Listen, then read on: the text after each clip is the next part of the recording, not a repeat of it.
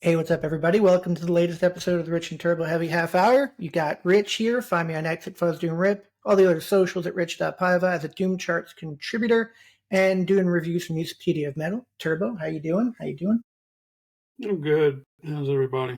Excellent. Great to see you. We're very excited.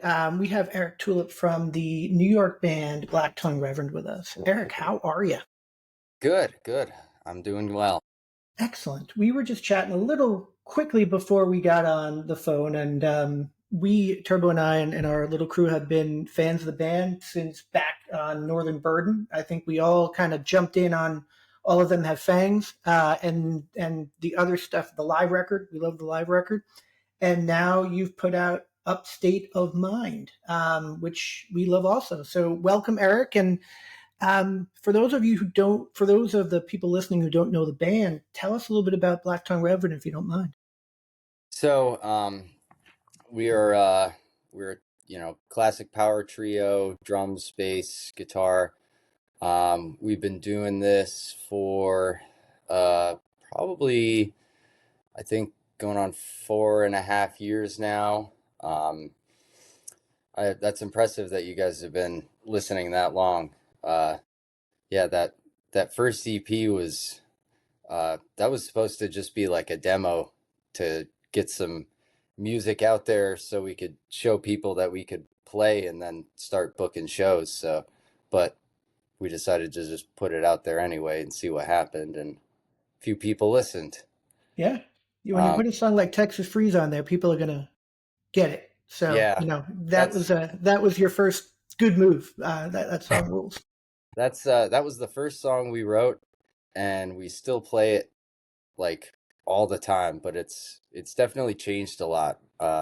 These days when we play it live now, there's like a 3 or 4 minute just straight up improv jam session right in the middle.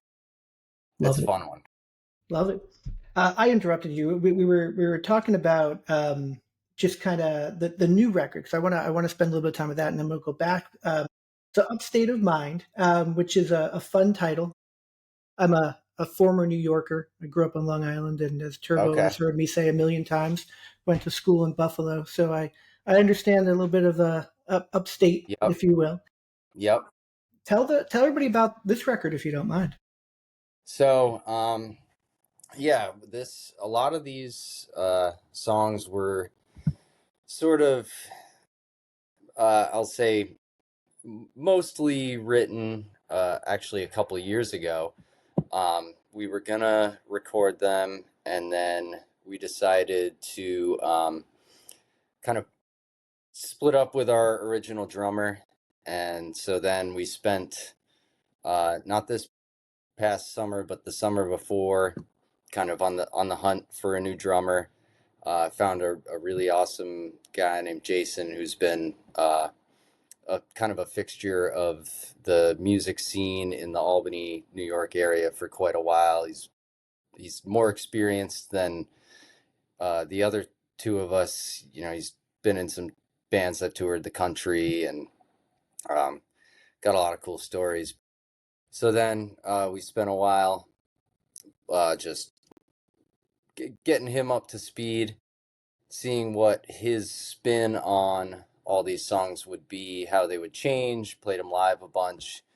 Then we went into the studio in January or February to do drums. First time we have ever been in a proper studio. Everything else had been recorded at my house with gear that we just had.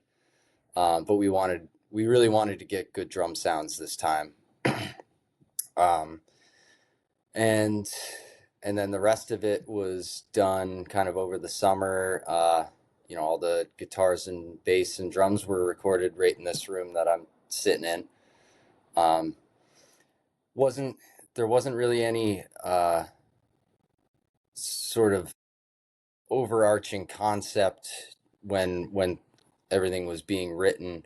But when we put it all together, I guess I naturally gravitated towards a lot of the same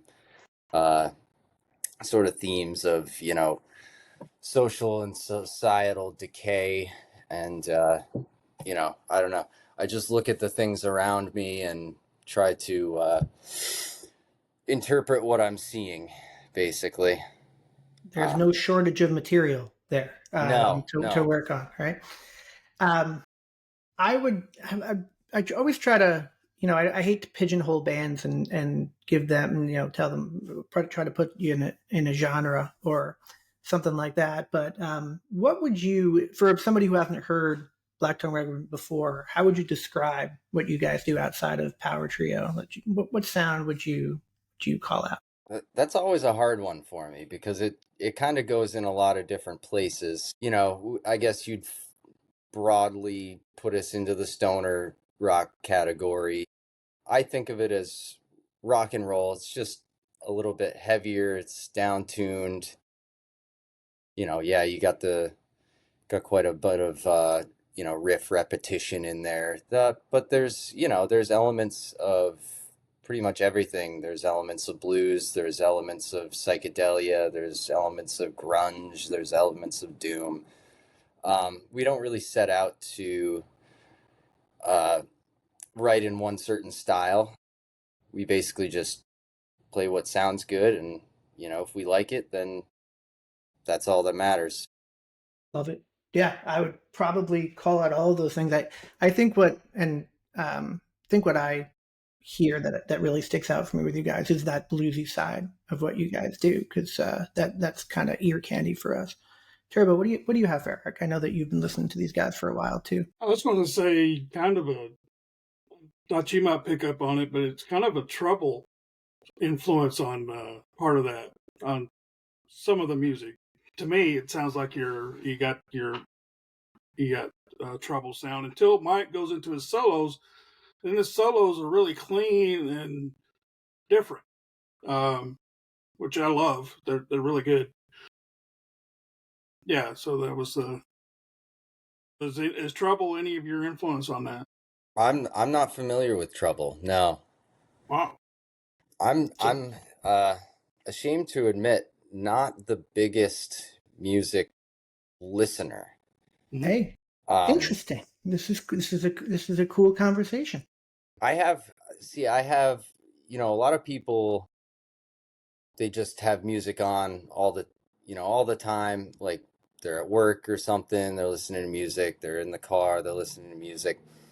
I have a hard time not paying too much attention to music when it is there. So I'm a very active listener. I'm more like the type of person that's going to sit down and put on an album and do nothing else while I listen. Um, Fair. so I don't even really listen to music in the car. I just enjoy the silence. I've always Wow. got music going in my head though. So Hey, that's really interesting. I don't think that we've had that point of view before, though. I am going to send you the link for Manic Frustration by Trouble, so you can spend some time with that, because it's my favorite record of all time. Um, that's really interesting. So then, based on that, where do you think your sound and the band sound comes from? What influences do you guys have, or where does that I guess point of view build from? I think our sound sort of stems from uh, more so the interaction between ourselves. I don't like I'm a I listen to a lot of like Grateful Dead. Um, and neither of the other guys like the Dead. Um, our drummer was a really big hardcore guy. I don't really listen to hardcore. Um, I mean, there's definitely shared influences there.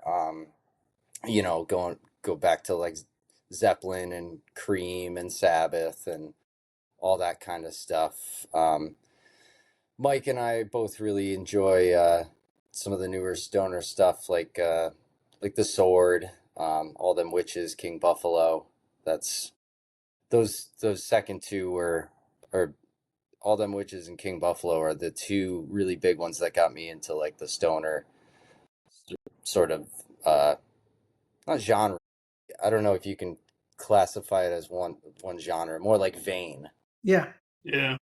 It's interesting that you picked. So first of all, I have to say I can't tell you how many people who I went to high school with on Long Island who went to University of Albany and came back a deadhead. So many of them, I can't even begin to count how many people that happened to. But it's interesting that you mentioned All Them Witches and King Buffalo because I feel like they're the jammiest of some of the stoner rock. You know what I mean? Like They're pretty jammy. yeah. Witches are very jammy. Yeah, so I feel like that makes sense for the some of your tastes there. Yeah, we're definitely a bit jammy, and yeah, that's we're sort of like in the music we play in our local area is sort of in this weird in between where you've got two major scenes in the kind of in the Albany area. You've got the jam band scene because you've got the Saratoga Performing Arts Center where used to be the Dead, but like Fish and Dead and Company and all those kind of bands, bigger bands come. And then you've got like the Albany hardcore scene, which was really big in like the 2000s. You had Equal Vision Records there. And so it's like a lot of times we're sort of stuck in, at least locally, stuck in this place where we're a little too heavy for the jam people, but not heavy enough for the hardcore people. Yeah, it's good. It's just right. Yeah, you probably could have back in the day gone to Evergreen Terrace and Earth Crisis and get your vegan hardcore on as much as you wanted back in the day Yeah. in Albany. I'm sure. That's really interesting. Do you do most of the vocals on it? Okay, so Yep. vocally, anybody who you call out, I personally, and you're probably going to be like, I never listened to this band, but I hear like Ace Frehley in your voice. Has anyone ever told you that you sound like Ace Frehley before? No. Okay. You know what's funny? I never get the same comparison twice. Every time somebody's like, "You sound like so and so," it's always somebody different.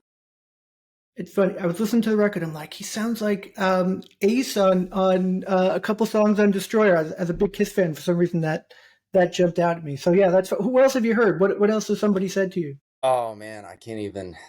Uh, they sort of go in one ear and out the other because half the time they're people that I don't really Don't listen to. Yeah, I didn't sing before this band. I was actually kind of terrified of singing. But I guess going back to like the origin story, I didn't grow up in the Albany area. I grew up farther upstate, right on the Canadian border, somewhere where there was no music scene at all. If I wanted to see any quality music, I would have had to go, an hour and a half to Montreal or an hour and a half to Ottawa. Those were like the closest cities to me. And then when I moved down here, I went to college up there, stayed up there for a little bit. Then I came down here, and it was around 2020 where I was like, if I'm gonna actually do anything with music, I should probably start now.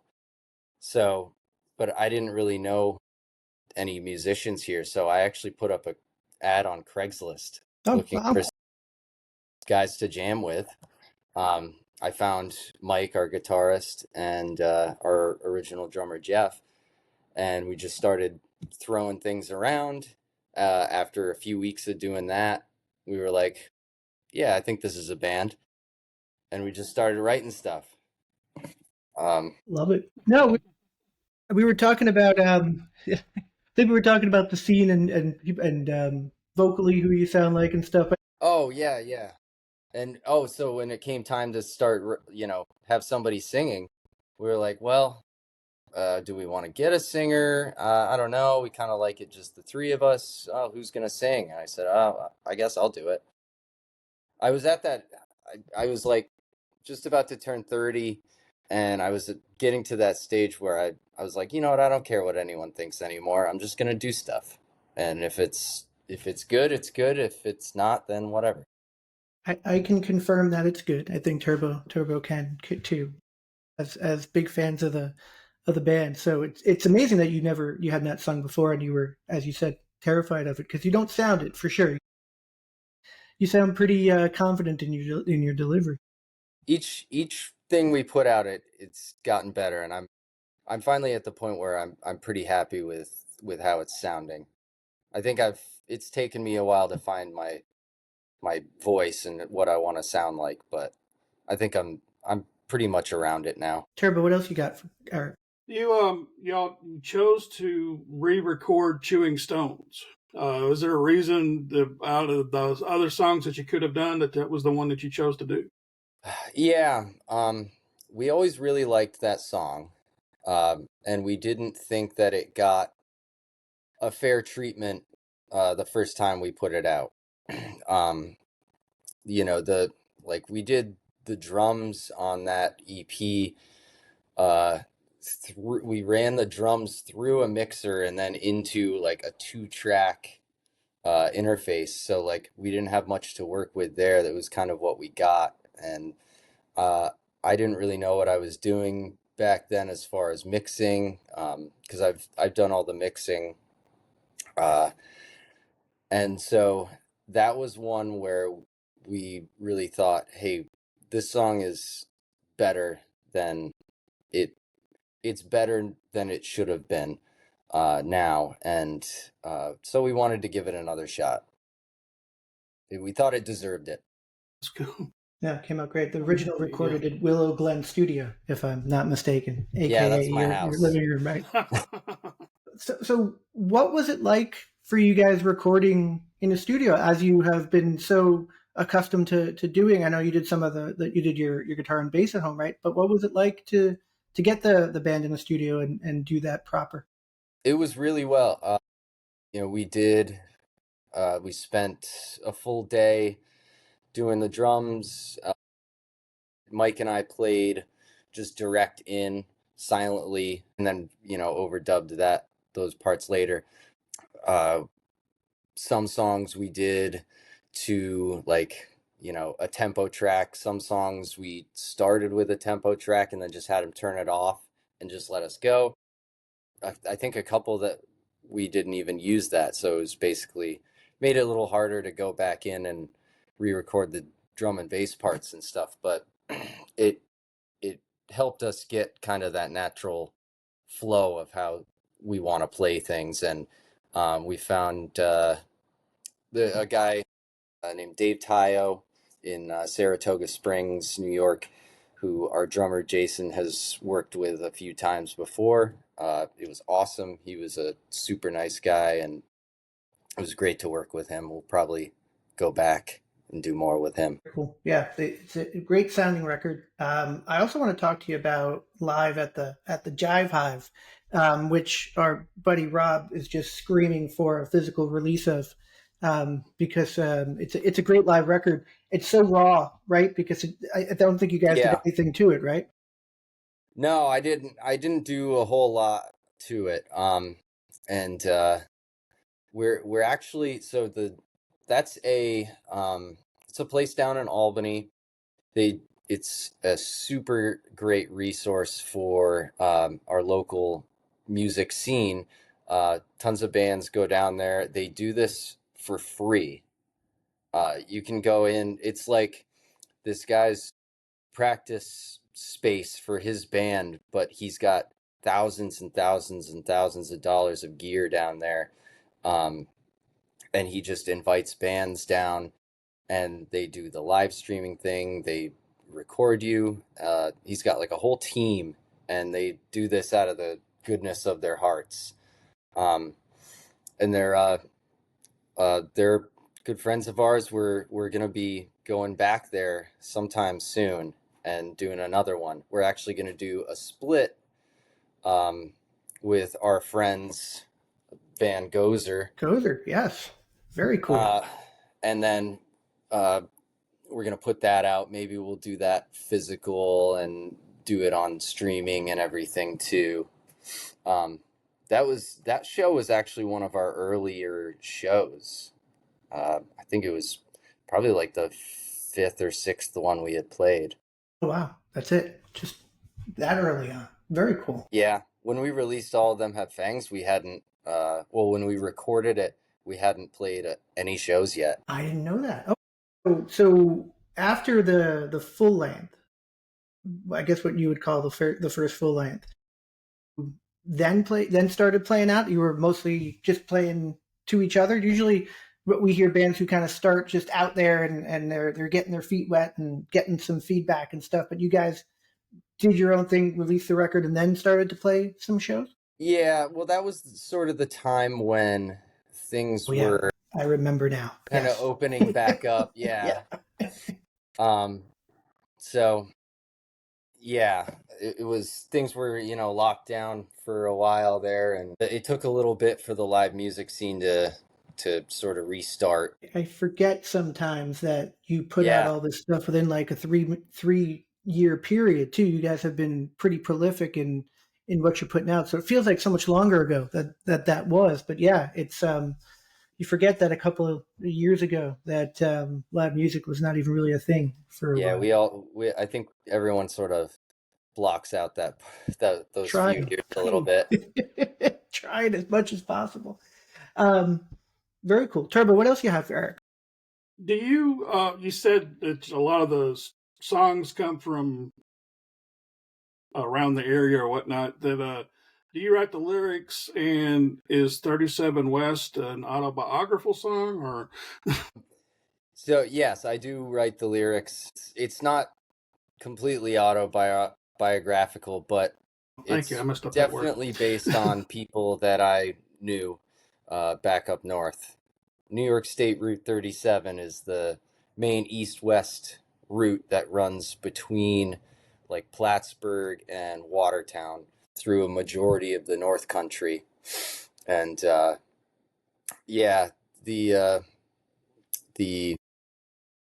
smuggling over the Canadian border is big business up there, and it's hard not to know people who are connected to it. I had to spend some time in Watertown just for work, and I had a buddy who I know, yes. Sorry for anyone listening who lives in Watertown or is from there. And then I had a buddy who was on, I think there's a base there, right? Isn't there a military base there? Yeah. So he was stationed there and had some Watertown stories. So yeah, completely get that. It's an interesting place. We'll put it that way, or that thoroughfare there. I just remember going to Watertown, and it was a weird vibe because it looked like it was from back in the 50s. And it was like there was nobody around. It was just the vibe that I got out of that place in the late 90s was very interesting. I don't know what it's like now. I haven't been there in years, but and that song specifically too, I think if I remember right, I was writing those both with that sort of the drug smuggling side in mind, but also picking a little bit from the prison break that happened in, what year was that? That would have been 2015, I think. The two prisoners who broke out of the maximum security prison in Dannemora, New York, and were trying to make their way to Canada. Yeah, I remember that. They captured one and killed the other. So there was a little bit of that in there too. So a lighthearted song. Yeah, like a yeah. I try to write lighthearted songs about serious topics. Sure.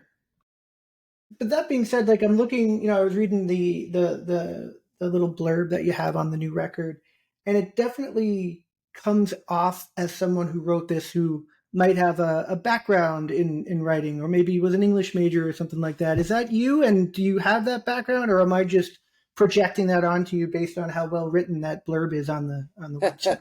Well, thank you. No, I don't have a background in that. I'm an engineer by trade.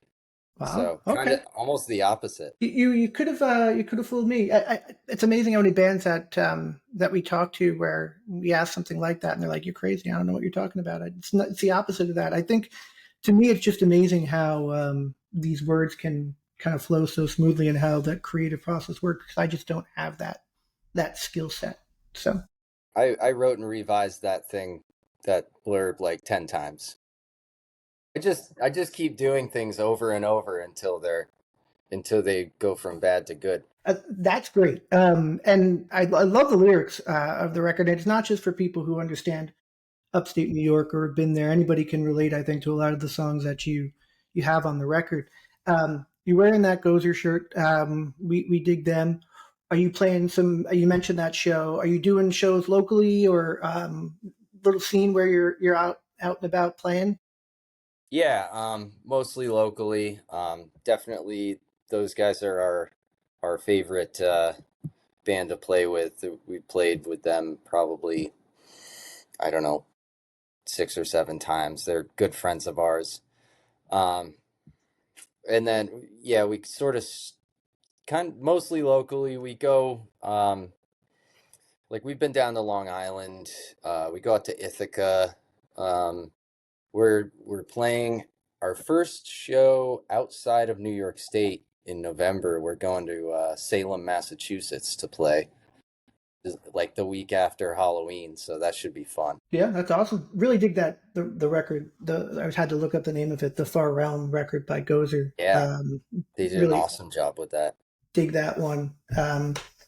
It's so funny how I always look in it. There's always a little heart that says you own this. There's so much music that comes this way. Where'd you play on Long Island? I'm just curious. That's where I You grew had up. to ask me that. It's just one big island. Doesn't matter to you upstaters. I know. I had never been to Long Island before. I had been to like, the rest of the city, but I had never been to Long Island. I think the town was Bethpage. That makes sense. Okay. Yeah. Okay. Cool. How was that show? That's another place it's a weird. It's been a while since I was on Long Island, but it's very metal, hardcore-y, and then the dance people, Yeah. like the hip hop and kind of club space. But who did you play with, and how did that come about? It was like a day-long thing. I Off the top of my head, I can't remember the band that organized it. It was at a venue called Mr. Beery's, and I think does quite a bit of heavy shows.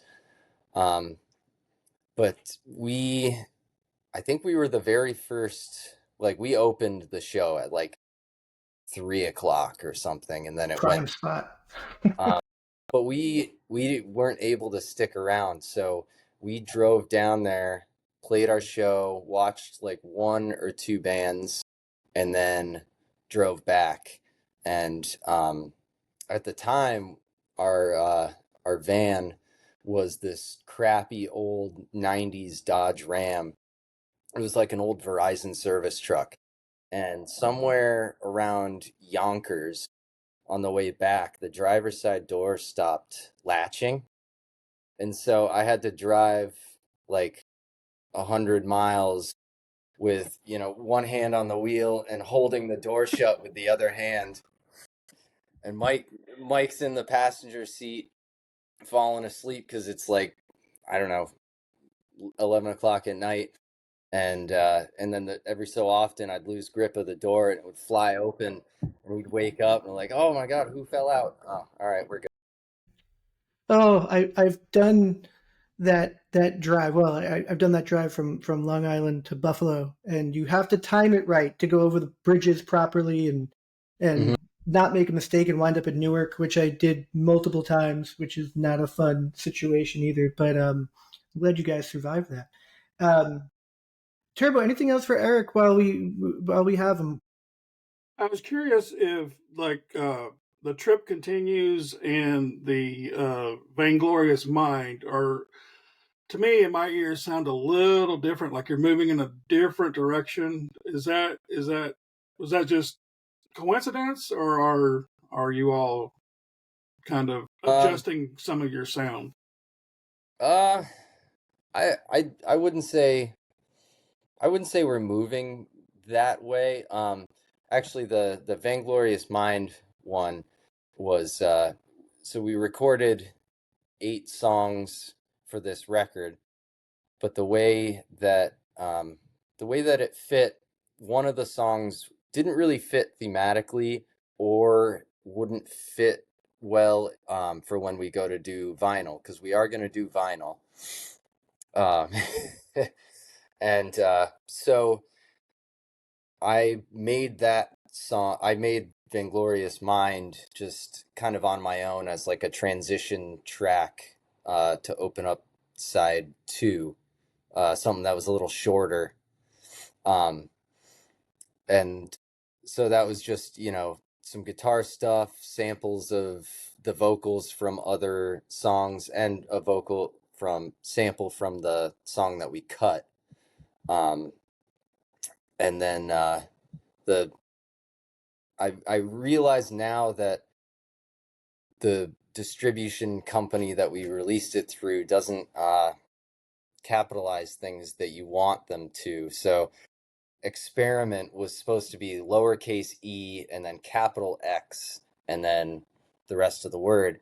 And it was done so that if you took all the capital letters of the title of the song, it spelled the acronym for I don't know if you guys are familiar with the cult Nexium. Yes. Yeah. Yep. So they were based in right down the road in the Albany area. So that was like an Easter egg that I was trying to throw in there, but unfortunately it didn't really work out because they didn't capitalize things right. It makes it even cooler now that I know what that is. I spent I think we watched both the documentaries on Nexium and the craziness that went on down there. Yeah. It's and right in your backyard, huh? That was something that you probably experienced or had kind of a view of, huh? Yeah, sort of. Like one of my coworkers was like that dude's neighbor. Wow. And so like before the documentaries came out, I sort of had like a bit of the scoop. But yeah, I didn't know much until the documentary came out, and then it was like, whoa, this is. And then I put that one sort of as the lead into Chewing Stones, because that song was also written about kind of cult leaders and false prophets and things like that. Very cool. I'm gonna have to go listen to that just with that now in mind. Now, obviously, you triggered a reaction from Turbo and I when you said that you guys are doing vinyl. So tell us some details if you can about what's happening with that.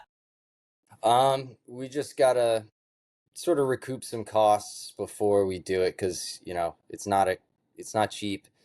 And I gotta figure out how I'm gonna ship the damn things, because I don't ship stuff very often. So yeah, and we got to figure out who's gonna press it. We could go through like CD Baby, but I don't know what the quality that they put out is. We might try to find maybe somebody more local, somewhere in New York State, or just some sort of smaller mom and pop thing. So we just got some things to figure out on that end, but it'll happen. Awesome. I actually have a couple of suggestions for you that I'll hit you up on afterwards. Awesome. Of some, I would love that. It's down here in Florida, but it's a new plant that actually did some records for friends of the show, Liquid Pennies and Florist, and they came out amazing. And so I'll send you some information on that, because I think that might be a good option for you. That would be a huge help. Thank you. Yeah, cool. We're very excited for that, because we're vinyl nerds, and I'll deal with the CD if I have to for now. But yeah, love that. And I think when I hit you up to ask you to be on the show, I showed you the autographed CD that I have sitting on my. So it's one of the few CDs that have remained in my collection. So appreciate you guys sending that and signing it, and I'm very excited that you spent the time with us. Anything you wanna end with, Eric? Just about the band, the record, or anything else that you want to say to people who are probably going to check you out after they hear this?